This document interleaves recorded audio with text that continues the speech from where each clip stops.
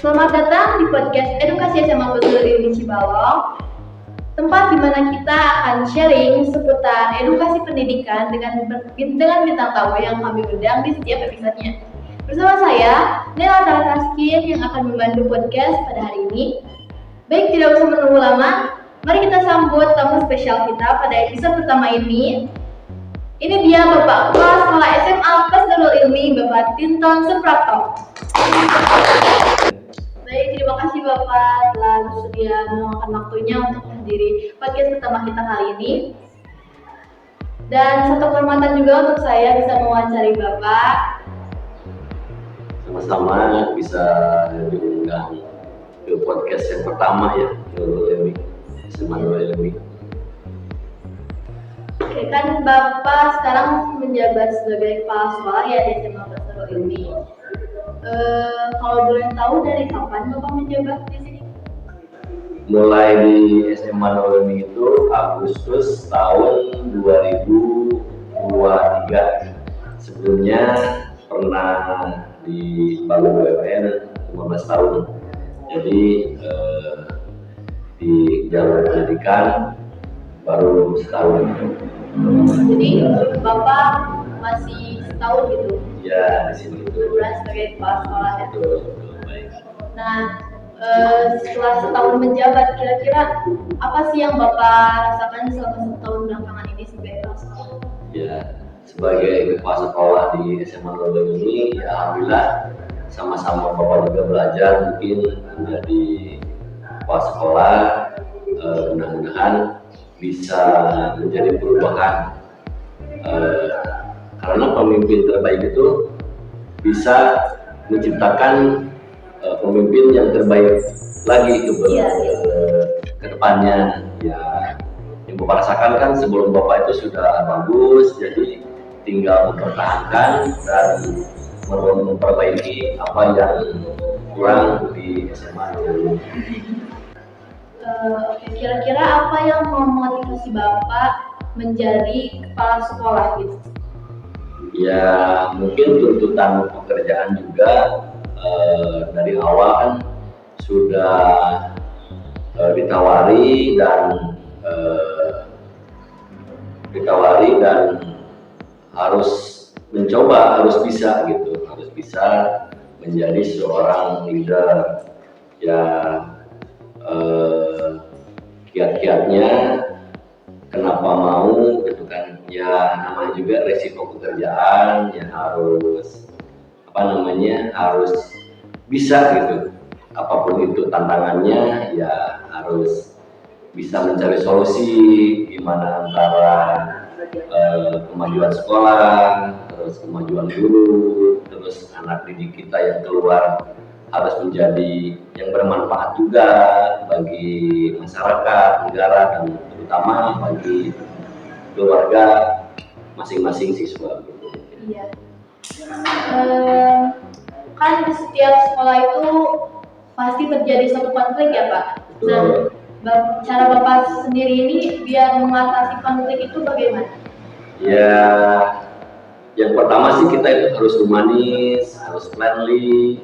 Jadi apapun itu cara mengatasinya ya dengan cara yang friendly itu, yang humanis itu. Jadi harus jangan langsung ngambil keputusan yang keras atau yang beresiko gitu. Jadi harus tetap kita harus tahu dulu apa sumber masalahnya gitu. Ya dengan begitu ya kita mencoba untuk meminimalisir supaya tidak terjadi lagi apa yang menjadi poin-poin yang dianggap dilanggar atau melanggar. Oke. Nah, kita juga sama-sama belajar ya di struktur sekolah itu kan ada Pak Aseng, ada guru gitu kan, sama-sama belajar juga. Kita juga sering evaluasi tiap minggu sama siswaan, sama guru BP, sama wali kelas, dan diusahakan tiap 3 bulan itu kita evaluasi sama orang tua murid mungkin. Jadi apa yang menjadi masalah di sekolah dan di rumah ya sama-sama kita belajar mengatasinya gitu. Karena anak-anak kan dari jam 7 sampai pulang sekolah itu menjadi tanggung jawab kita sebagai kepala sekolah, sama guru, ketua kelas dan lain-lain. Ya, kita bersinergi aja. Oke, pertanyaan selanjutnya ini agak mencondong ke arah pribadi sih, boleh nggak Pak? Iya, Bapak. Oke. Apa hobi yang sering Bapak lakukan terlepas dari pekerjaan Bapak sebagai kepala sekolah? Oh iya. Hobinya apa ya? Pokoknya yang olahraga paling basket. Kalau weekend ada waktu paling ya motoran sama teman-teman gitu aja sih. Ya. Gak terlalu banyak sih. Oke, kira-kira apa rencana Bapak untuk sekolah ini ke depannya? Ya rencananya ya mudah-mudahan bisa menciptakan siswa-siswi yang berprestasi, yang bermanfaat,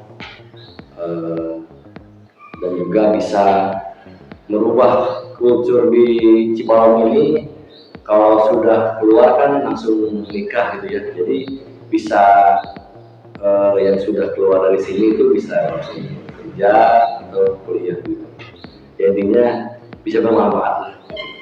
Nah, bagaimana nih sudut pandang dari Bapak sendiri terhadap sistem pendidikan yang ada di Indonesia? Sistem pendidikan Indonesia ya sudah lebih maju dan lebih baik lah ya.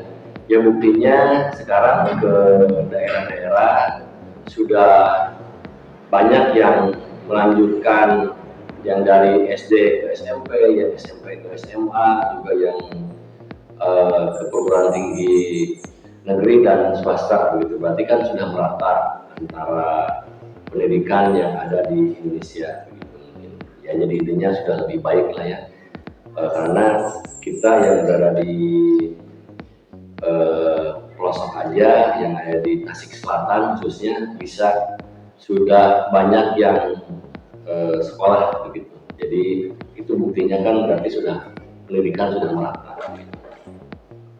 Nah, untuk yang terakhir, apa saja pesan-pesan yang bisa Bapak sampaikan untuk seluruh warga di SMA Husnul Ilmi? Pesan-pesan ya mudah-mudahan bisa lebih maju, lebih semangat dan bisa menciptakan alumni SMA Nurul ini itu yang mudah-mudahan ada yang menjadi dokter, ada yang menjadi pengusaha juga. Ya jadi intinya pengen melihat ke depannya mudah-mudahan lulusan SMA Nurul ini itu bisa lebih baik, lebih maju dan lebih bermanfaat. Baik, terima kasih Bapak sudah menjadi tamu pertama kami di podcast Edukasi SMA Husnul Ilmi. Semoga podcast ini bisa terus berlanjut ke depannya. Baik, saya Nela Tartaskin, pamit undur diri. Assalamualaikum warahmatullahi wabarakatuh. Waalaikumsalam.